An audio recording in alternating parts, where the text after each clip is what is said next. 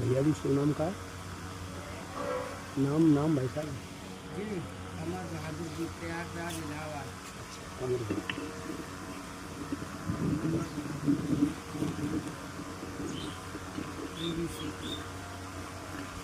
मालिक के नाम को आप अंदर तखत पे चले जाना। सभी धर्म प्रेमी भाई बहन, बुजुर्ग, वहाँ बैठ लेते नहीं। माता बहन, देवियाँ जोर से बोलेंगे जय गुरुदेव।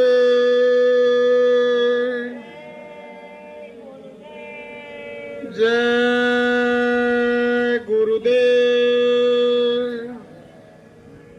जय गुरुदेव नाम किसका? प्रभु का पावन प्यारा नाम, कलयुग का कल्याणकारी नाम। विश्व में सुख शांति कौन लाएंगे? आने वाली बीमारी और मुसीबतों से कौन बचाएंगे? जन जन में प्यार मोहब्बत कौन लाएंगे? जीते जी प्रभु दर्शन कौन कराएंगे? जीते जी राम कृष्ण से कौन मिलाएंगे? माँ बहनों की रक्षा कौन करेंगे? कलयुग में सतयुग कौन लाएंगे? ये नाम नहीं इंसान का, ये काम नहीं इंसान का। प्रेम से बोलो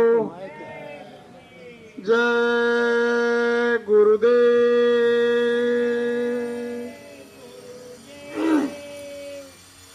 सर्वसमर्थ, सर्वव्यापक, आत्माओं के धनी, दया के समंदर, मंच पर विराजमान बाबा जय गुरुदेव जी महाराज के चरण कमलों में कोटि कोटि बार नमन।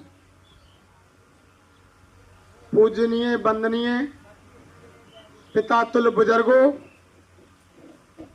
गांव निवासियों, धर्म प्रेमियों, सती सीता सावित्री की पावन भूमि पर पैदा होने वाली माता बहन देवियों, नौजवान साथियों, नन्हे मुन्ने बच्चे और बच्चियों, और जहां तक हमारी आवाज को आप सभी भाई बहन धर्म प्रेमी सुन रहे हैं, सभी को हाथ जोड़ के हमारा जय गुरुदेव और सादर प्रणाम। देखो प्रेमियों, नवरात्रि का यानी पावन कार्यक्रम इस समय हिंदुस्तान के कोने कोने में जगह जगह चल रहा है प्रेमी। और जैसा भी हमारे भाई अमर बहादुर सिंह जी ने बताया कि ये सुनाएंगे वो सुनाएंगे, देखो ना तो हम कोई संत है ना महात्मा है, ना हम कोई विद्वान है, ना हम कोई वक्ता है, ना हम कोई ज्ञानी है, ना हम कोई विज्ञानी है। हम तो आप जैसे जिम्मेदार के बच्चे हैं, लेकिन गुरु महाराज के सानिध्य में रहे और इनकी छत्र छाया में रहे तो इन्होंने अपने प्रेमियों को आदेश दिया कि मेरा संदेश गांव नगर झोंपड़ी जाकर के सुना दो। न हम आपको कोई सत्संग सुनाने आए, न हम आपको कोई ज्ञान देने आए, न हम कोई उपदेश देने आए। हम तो हमारे गुरु महाराज का, बाबा जय गुरुदेव जी महाराज का जो संदेश है, आप भाई बहनों के बीच में लेकर के आए हैं। हम इनके पाती दूत हैं। हम आप हमारे जितने भी जय गुरुदेव वाले, टाट वाले, जैकेट वाले, टोपी वाले, इन सबको आदेश है कि मेरा संदेश जाकर सुना दो। तो हम आप सभी यानी गुरु महाराज के संदेश वाहक, इनके पाती दूत, इनके नाई हैं। जो इन्होंने संदेश दिया, गुरु महाराज ने सबसे पहले यही कहा कि बाबा जी का कहना है और शाकाहारी रहना। शाकाहारी हो जाओगे तो बीमारी से बच जाओगे, और बाबा जी तो बचा रहे हैं और शाकाहारी बना रहे हैं। देखो प्रेमियों, सबसे पहली बात यही है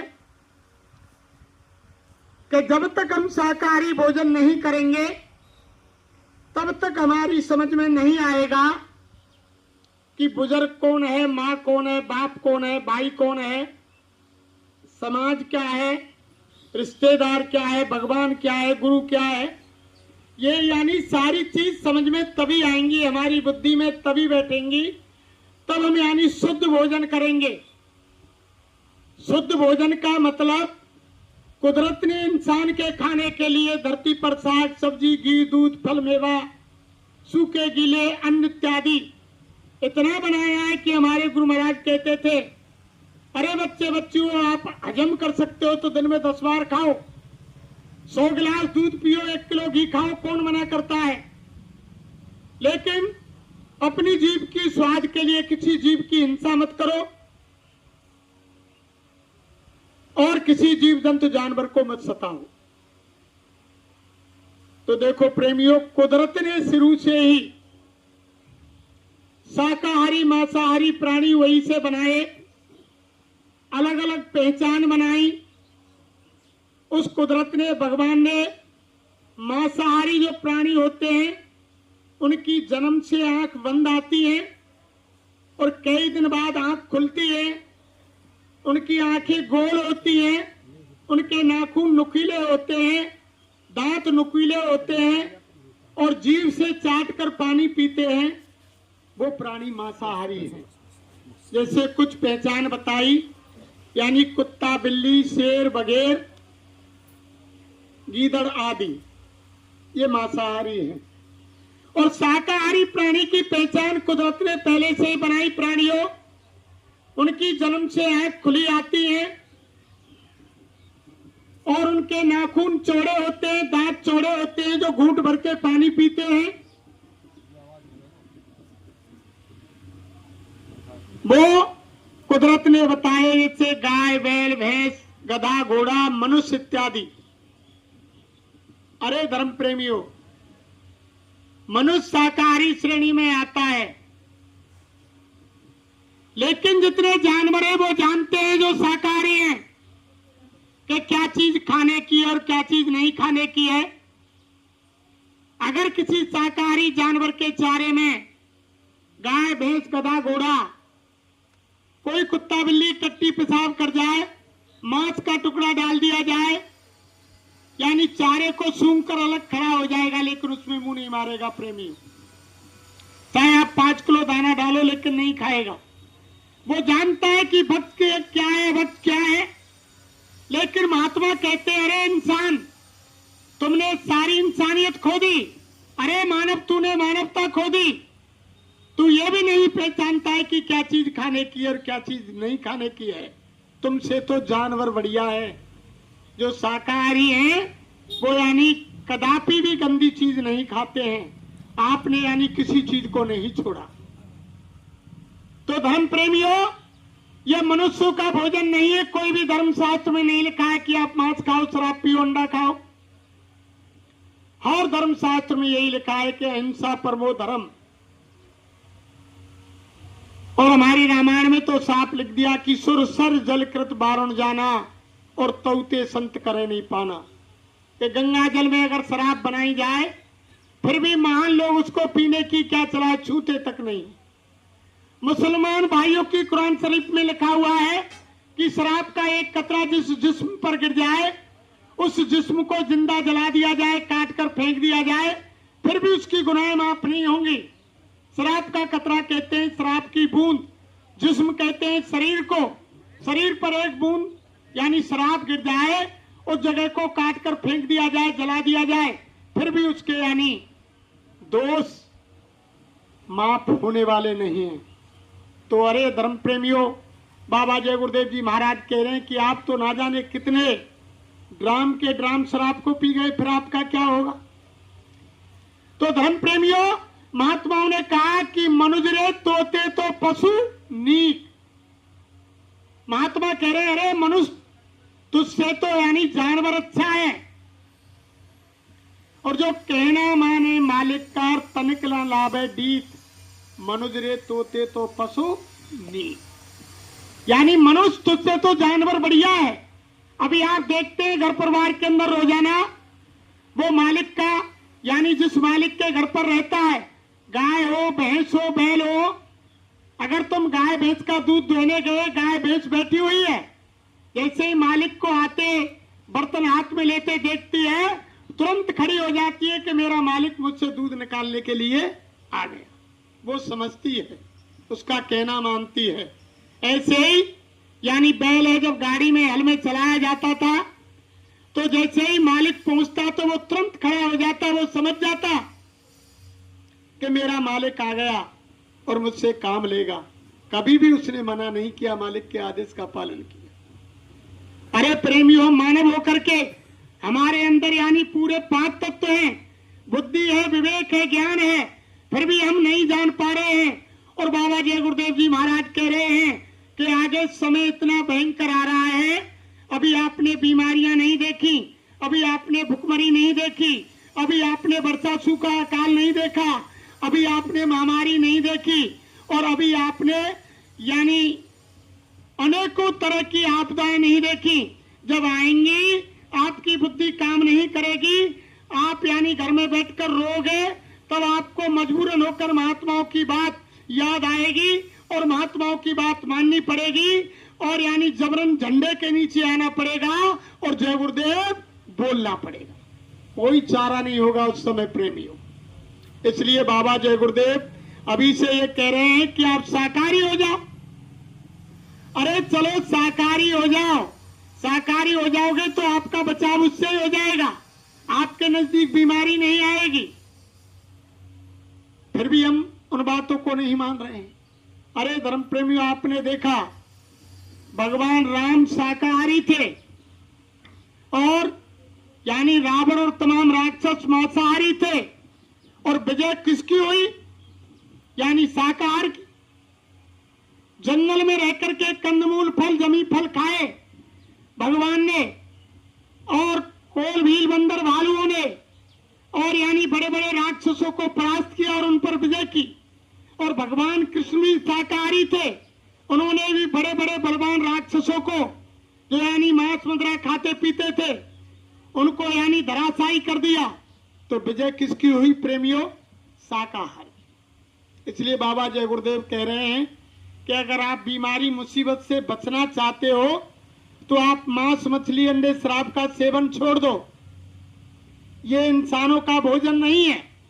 तुम जबरन अपने शरीर के अंदर यानी बेमेल जानवरों के खून को मिला रहे हो और ऐसी ऐसी असाध बीमारियों को बुला रहे हो कि आने वाले खराब समय में जब तुम्हारे अंदर ऐसी लाइलाज बीमारी हो जाएंगी, जब तुम अस्पताल जाओगे, डॉक्टर तुम्हारी बीमारी को देख करके हाथ खड़ा कर देंगे, अस्पताल छोड़कर भाग जाएंगे।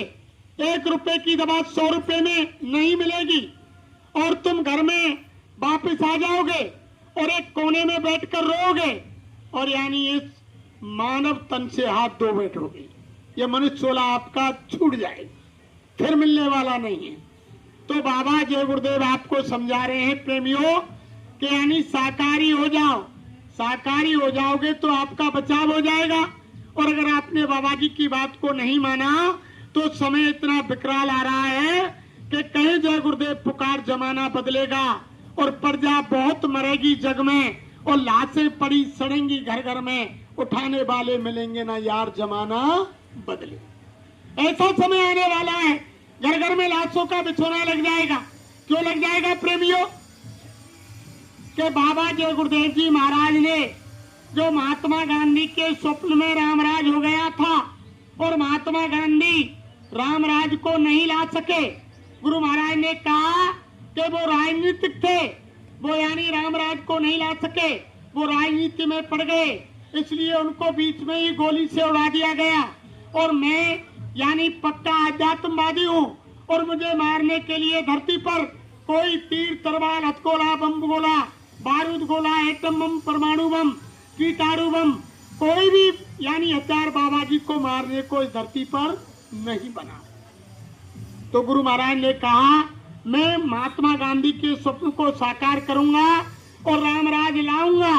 और यानी जिन बहुत से यानी पहले जिन्होंने वृक्ष लगाए उनकी छाया में नहीं बैठे, लेकिन बाबा जय गुरुदेव ने कहा जो मैं वृक्ष बो रहा हूँ उसकी छाया में बैठूंगा और उसका फल भी चखूंगा और फल खा के और खिला के तब मैं कोई जाने की सोचूंगा। गुरु महाराज ने कह दिया कि मैं ऐसे बीच में जाने वाला नहीं हूँ। जब तक मेरा काम नहीं हो जाएगा, कलयुग में कलयुग नहीं चला जाएगा और कलयुग में सतयुग नहीं आ जाएगा। अरे धर्म प्रेमियों, आप हम ये मजाक समझ रहे हैं कि कलयुग वैसे ही चला जाएगा और सतयुग वैसे ही आ जाएगा।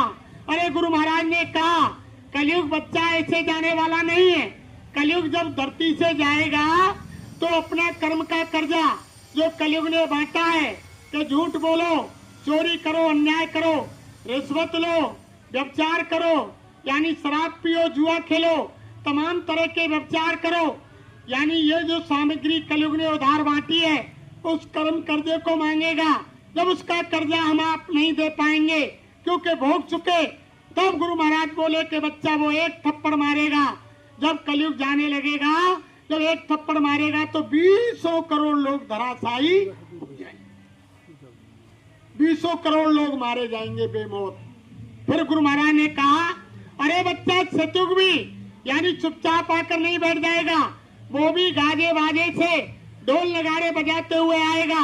जब उधर से सतयुग आएगा और इधर से कलयुग जाएगा, जब दोनों का यानी भ्रंत होगा, जो यानी जीव बीच में आ जाएंगे, उनका कचूमर निकल जाएगा। जो कबीर साहब ने कहा कि चलती चक्की देखकर और दिया कबीरा रोए और इन दो पाटों के बीच में सावत बचाना कोई, यानी दोनों पाटों के बीच में पिस जाओगे। तो गुरु महाराज ने कहा अरे बच्चा बचेगा वही जो दोनों पाटों के बीच में, जिसके पाट के ऊपर पाट चलता है, वो धर्म रूपी कीली लगी रहती है, उसके सारे जो दाने यानी लग जाते हैं कीली के सारे, रात दिन चक्की चलती रहती है, लेकिन कीली के सारे वाला दाना वो हमेशा सावत रहता है, वो कभी पिसता नहीं है। ऐसे आप धर्म रूपी कीली यानी गुरु की शरण में, उस प्रभु की शरण में आ जाओगे और यानी साकारी हो जाओगे, यानी मानवता को धारण कर लोगे, यानी मानव बन जाओगे, इंसानियत को ग्रहण कर लोगे, तो आपका बचाव हो जाएगा। ये तो है नहीं सूरदास, आप नहीं समझ रहे। सूरदास बहुत दिन पहले लिख गए कि रे मन धीरज क्यों ना धरे और सम्मत 2000 के ऊपर ऐसा योग पड़े, पूरब पश्चिम उत्तर दक्षिण 14 काल फिरे, अकाल मृत्यु जगमाई व्यापे प्रजा बहुत मरे। यानी ऐसा होगा प्रेमियों, अकाल मौत जीव मारे जाएंगे। फिर उसके बाद 6 वर्ष लग सत्युग आवे और सुख की दशा फिरे, स्वर्ण फूल वन पृथ्वी फूले, धर्म की बेल बढ़े और काल व्याल से वही बचेगा जो गुरु का ध्यान धरे। और सूरदास ये हर की लीला तारे नहीं डरे। सूरदास जी महाराज आज से 550 साल पहले लिख गए कि ऐसा होगा, लेकिन हम नहीं समझ पा रहे। बाबा जी आगाह कर रहे हैं, उन्हें दिखाई दे रहा है कि ऐसा समय आ रहा है, और गुरु महाराज ने बार बार आगाह किया। ये कार्य तो प्रेमियों सन 1980 में होना था, जो बाबा जी ने दीवारों पर लिखवाया कि सन 80 काल बनकर आ रहा है, लेकिन समय को आगे बढ़ा दिया। सन 80 से पहले ही गुरु महाराज ने यानी संहार करता यानी विश्वनाथ यानी बम बोले बाबा यानी शंकर भगवान को खुश कर लिया। काशी में सन 1979 में यानी 15 फरवरी से 25 फरवरी तक काशी की गंगा रेती में वो यज्ञ रचा करके 2 करोड़ नर नारियों के बीच में बाबा जय गुरुदेव महाराज ने यानी विश्वनाथ बम बोले शंकर भगवान को खुश कर लिया और काशी की यज्ञ में आ गए। जब प्रकट हो गए तो बाबा जय गुरुदेव से कहने लगे, बताओ बाबा जय गुरुदेव जी महाराज, अब मुझे संहार किधर से करना है। तब गुरु महाराज ने कहा, अरे शंकर बोले, मैंने तुम्हें संहार के लिए खुश नहीं किया, संहार के लिए नहीं बुलाया। अगर मुझे संहार कराना था तो आपको बुलाने की जरूरत नहीं थी, वो तो आपका काम था करते। मैंने तो इसलिए बुलाया है कि अभी थोड़ा समय और आप रुक जाओ, अभी आपको संहार करने की जरूरत नहीं है, मुझे और समझा लेने दो। अभी जिन प्रेमियों ने टार जाकर टोपी पहन रखी है, मैं जब आंख बंद करके देखता हूँ जो मैंने बगीचा लगाया है उसका ही सर्वनाश हो रहा है। जय महाराज ने कहा, अभी मेरे बगीचे का ही सर्वनाश हो रहा है, लोग नहीं समझ पा रहे हैं, इसलिए अभी रुको। तब शंकर भगवान ने कहा, अरे बाबा जय गुरुदेव जी महाराज, अब मैं कैलाश छोड़ करके आ गया, अब मैं वापस जाने वाला नहीं हूँ, अब मैं तुम्हारे भक्तों के साथ विश्व भ्रमण पर निकल रहा हूँ और जाकर देखूंगा कि कौन क्या कर रहा है। जब तुम आदेश दोगे तब मैं संहार की तैयारी करूंगा। यानी सन 80 से पहले जो गुरु महाराज ने दीवारों पर लिखवाया कि सन 80 काल बनकर आ रहा है, उससे पहले ही संहारकर्ता को खुश कर लिया, इसलिए रुक गया। और स्वयं महाराज ने मन से, खुले मन से 2000 में कहा, अरे बच्चा कोई भविष्यवाणी मत करना, सारी भविष्यवाणी काट दी गई है, समय को आगे बढ़ा दिया गया है, सब भविष्यवाणी फेल कर दी गई है कि लोग कह रहे हैं कि 2000 में यानी समय बदल जाएगा। बहुत भविष्यवक्ताओं ने कहा, लेकिन उससे पहले गुरु महाराज मन से बोल गए कि कोई भविष्यवाणी मत करना, सारी भविष्यवाणी फेल, और समय को आगे बढ़ा दिया। अरे गुरु महाराज आप सबको बचाना चाहते हैं, गुरु महाराज की नजरों में आप ज्ञान दृष्टि से उनके बच्चे बच्चियां हैं, और गुरु महाराज ने मन से भी कहा और संसारिक दृष्टि से आप हम अपने माँ बाप के बच्चे हैं, और अपने माँ बाप अपने बच्चे को कभी दुखी देखना नहीं चाहते, तभी तो गुरु महाराज आपके लिए इतना कष्ट उठा रहे हैं। तो क्या कहा कि नाना कष्ट गुरु ने झेला और भक्तों के हित लीला खेला, ऐसे गुरु को धन्य मनाए और आओ मुक्ति दिवस मनाए। उस पर यह प्रार्थना बोली गई। प्रेमियों, गुरु महाराज ने आप और हमारे लिए इतने कष्ट धरती पर उठाए। प्रेमियों, उनके कोई तकलीफ नहीं, उनका कोई कर्म कर्जा नहीं, लेकिन आप और हमारे कर्म कर्जे को सिर पर लेकर के गुरु महाराज ने जेल में डंडा बेड़ियों के साथ उस काल कोठरी में खड़े रहे। 21 महीने तक गुरु महाराज ने तनाई की कोठरी में रहे और इतना कष्ट पाया कि जिसकी कोई सीमा नहीं। किसके लिए? आप और हमारे लिए। प्रेमियों, गुरु महाराज ने स्वयं जेल भुगत करके ना जाने कितने प्रेमियों की काल भगवान से और जेल को छुड़ा दिया और निज घर की तैयारी कर दी। अरे वो तो महात्मा दयालु होते हैं प्रेमियों, वो तो हमेशा दूसरे के लिए करते हैं। यानी तरवर सरवर संत जन और चौथा वर्ष में और परमार्थ के कारण चारों धारी दे। तरवर फल नहीं खात है, सरवर पिए न पान, और परमार्थ के कारण संतन धरो शरीर। यानी तरवर फल नहीं खात है और नदी न संचय नीर, और परमार्थ के कारण संतन धरो शरीर। यानी परमार्थ के लिए संत शरीर धरते हैं, दूसरे की भलाई के लिए। प्रेमियों, ये कुल मालिक धरती पर आते हैं, इन्हें हम आप नहीं पहचान पाते हैं। सदा सत्पुरुष संसार में नर्तन धर के आए हैं, मगर क्या दुनिया वाले कभी उन्हें पहचान पाए? उनको पहचानना बड़ी कठिन की बात है। देखो, आज गाड़ी में भी चर्चा चल रही थी, तब हम डेरा मोड़ आश्रम से निकले थे तो कुछ बातें चल रही थी। तो गुरु महाराज ने एक बार मंच से कहानी सुनाई कि एक देश के राजा ने कोई कारणवश अपनी देश की प्रजा को, कुछ प्रजा को देश निकाला दे दिया, देश से बाहर निकाल दिया।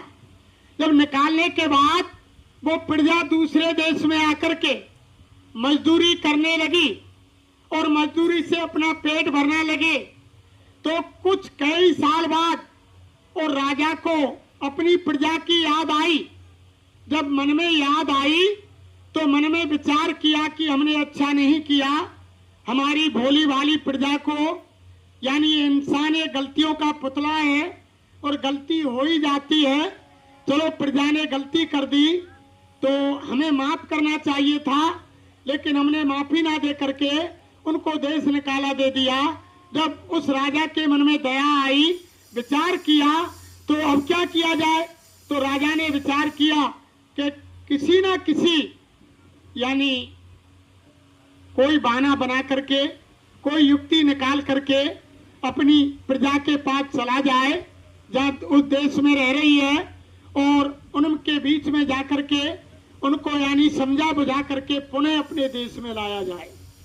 तो राजा ने वेश बदला। प्रेमियों, वेश बदल करके मजदूर का वेश बनाया और दूसरे देश में आ गए।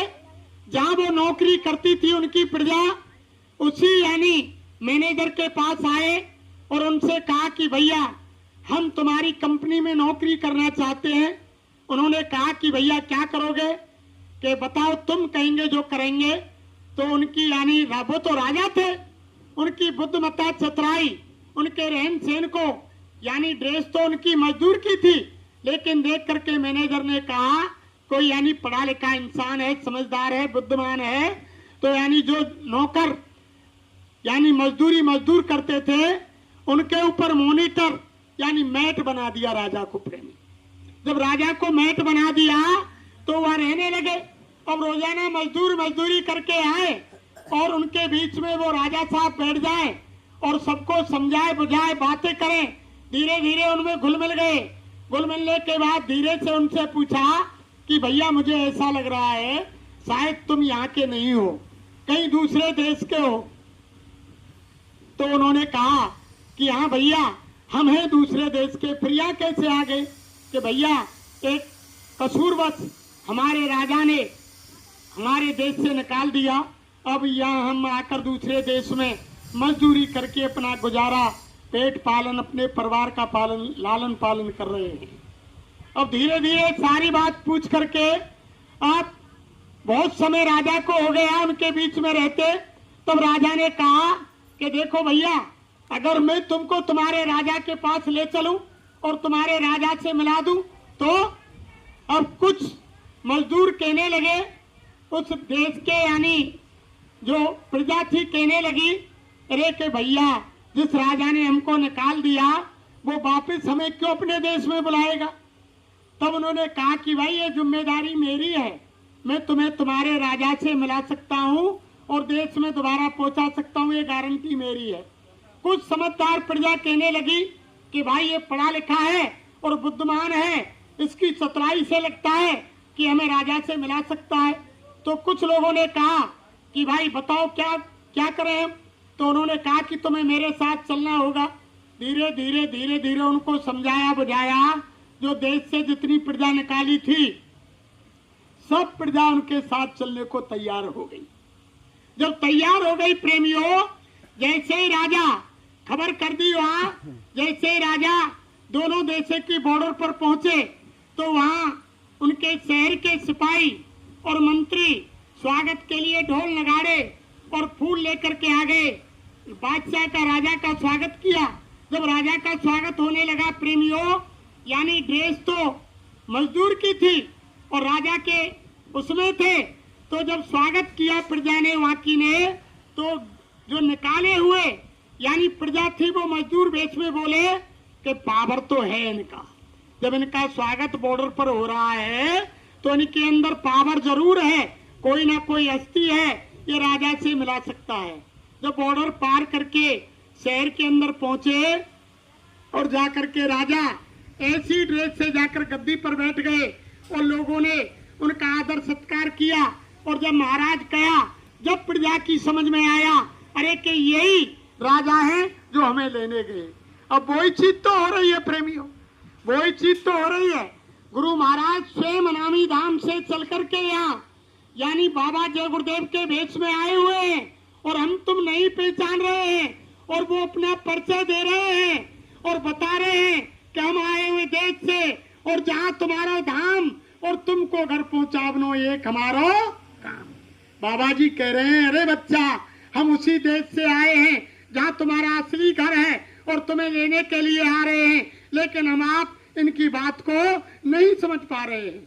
और वो कह रहे हैं अरे कि हमने मीरा को, दादू को, नानक को, पलटू को, रैदास को, दरिया को, भीखा को, गोसाई महाराज को, ना जाने कितने महात्माओं को तुमको लेने के लिए धरती पर भेजा, लेकिन तुमने उनकी बात को नहीं माना और तुम नहीं आए। जब हम अब की बार स्वयं चल करके खुद चल करके धरती पर आए। जय महाराज ने कहा अब की बार मैं खुद अनामी धाम से चल करके आया हूं। मन से कहा कि मैं हूं अगम अनाम अमाया, रहूं मौज में अधर समाया, मेरा भेद कोई नहीं जाने और मैं ही कहूं तो कहन में। इनके भेद को कोई नहीं जानता प्रेम, जब ये कहेंगे तभी समझ में आएगा। और वो बता रहे, फिर उन्होंने कहा अरे बच्चा, मैं इतना बड़ा जय गुरुदेव नाम का जहाज लेकर आया हूँ कि सारे संसार की जीवात्माएं बैठ जाएंगी, फिर भी यानी स्थान खाली रह जाएंगे। आज तक किसी संत महात्मा फकीर औलिया ने इतना बड़ा जहाज जीवों को ले जाने के लिए धरती पर नहीं लगाया जो बाबा जय गुरुदेव जी महाराज ने लगाया। अरे जल्दी करो, वो टिकट कटा लो, वो नाम का टिकट ले लो, यानी सीट बुक करा लो, और समय निकल गया, बाद में पछताना पड़ेगा।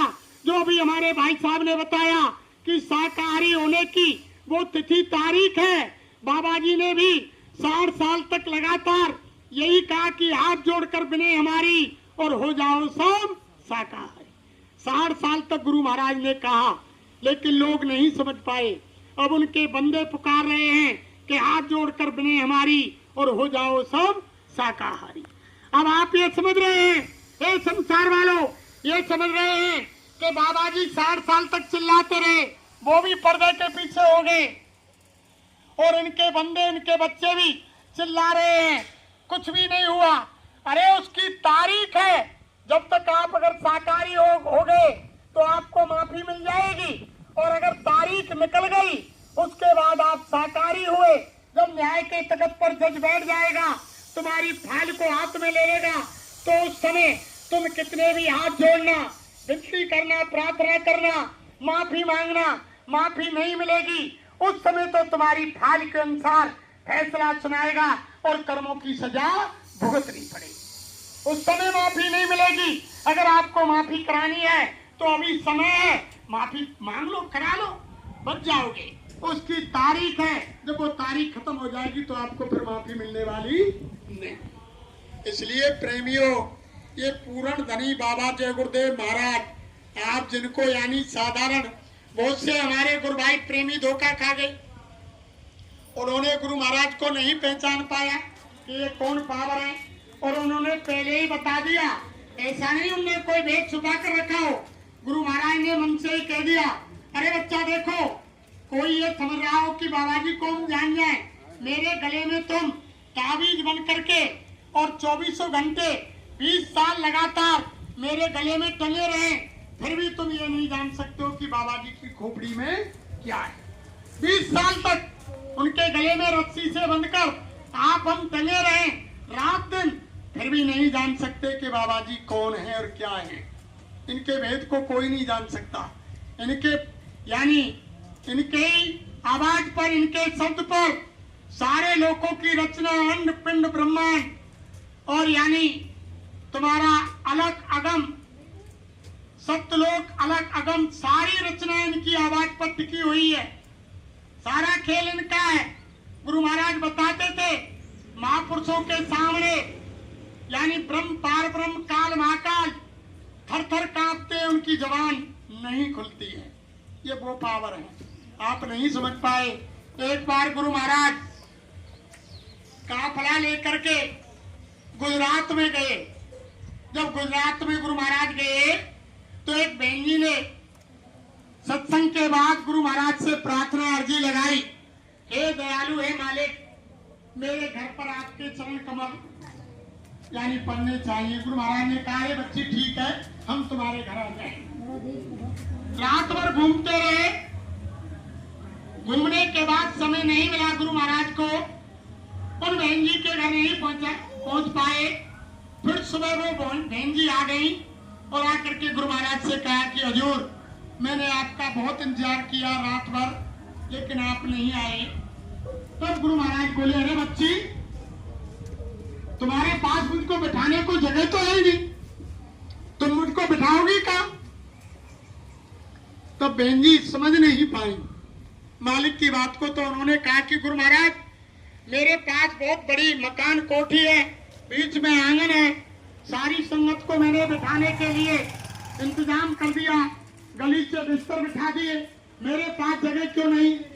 अरे गुरु महाराज बोले, रे बच्ची, मैं इस जगह की नहीं कह रहा हूँ, मैं उस जगह की कह रहा हूँ जो महात्माओं ने कहा है कि दिल का हुजरा साफ कर जाना के आने के लिए और ख्याल गैरों का आता उसको बिठाने के लिए। गुरु महाराज ने कहा कि अरे बच्ची, तुम्हारे अंदर ना जाने कितने देवी देवताओं का ख्याल भरा हुआ है, मुझे बैठने के लिए जगह नहीं है, और चलो तुम कह रही हो हम तुम्हारे घर आ रहे हैं सत्संग के बाद। शाम को 4 बजे सत्संग हुआ।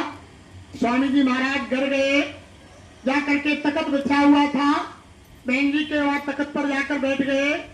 कुछ 100-200 लोग संगत के थे, चौक में सब बैठ गए।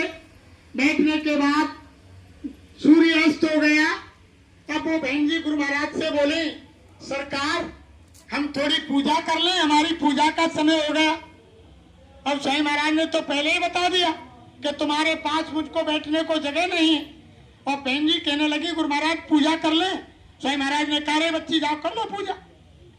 अब वो बहन जी गई, अब मंदिर में गई जब तमाम देवी देवता रख रखे थे, दीपक जलाया, घंटारी को बजाया, अगरबत्ती जलाई और आरती की। आरती करने के बाद फिर गुरु महाराज के पास आई। गुरु महाराज ने पूछा अरे बच्ची पूजा हो गई? कि हाँ सरकार पूजा हो गई, ये थाली रख दो। थाली रख दिया। गुरु महाराज ने कहा रे बच्ची एक रुमाल लाओ, रुमाल। स्वामी महाराज ने एक रुमाल मंगाया, ले जा करके बहन जी ने कहा कि हजूर लो ये रुमाल। स्वामी महाराज ने कहा रे बच्ची तख्त पर बिछा दो। जहां गुरु महाराज बैठे थे तख्त पर उसको बिछवा लिया रुमाल को। क्या हजूर अब क्या करूं? अरे के बच्ची जाओ तुम्हारी मंदिर में लौट करके, कितने देवी देवता हैं सबको थाली में रख के मेरे पास ले आओ। जितनी मूर्ति बहन जी के मंदिर में लगी हुई थी सबको गुरु महाराज ने थाली में रखवा के मंगवा लिया, लेकर आ गए। मालिक का आदेश, गुरु का आदेश जब गुरु के सामने किया, बहन जी ने फिर पूछा कि सरकार अब क्या करूं? अरे बच्ची इस रुमाल पर रख दो, सब देवी देवताओं को रुमाल पर रख दो। रख दिया। फिर स्वामी महाराज से बोली कि हजूर अब क्या करूं? अरे बच्ची इनको गांठ बांध दे। सब देवी देवताओं को रुमाल में गांठ में बांध दिया। बांधने के बाद फिर बच्ची ने पूछा बहन जी ने कि हजूर अब क्या करूं? कि बच्ची हमको दे दो। स्वामी जी महाराज ने सब देवताओं की मूर्ति रुमाल में बंधी हुई और अंटी में लगा। अब गुरु महाराज बोले देखो बच्ची तुम देवी देवताओं को तुम पूछती हो, वो देवी देवता मेरी अंटी में 33 करोड़ देवता, 9 करोड़ दुर्गा, 10 करोड़ शंभु 24 घंटे मेरे आदेश में रहते। गुरु महाराज ने कहा 24 घंटे मेरे आदेश में रहते हो बच्ची, तभी तो कहा है कि गुरु की पूजा में सबकी पूजा और गुरु समान देव नहीं दूजा। 3 लोक 9 खंड में और गुरु से बड़ा न कोई, और करता करे न कर सके गुरु करे सो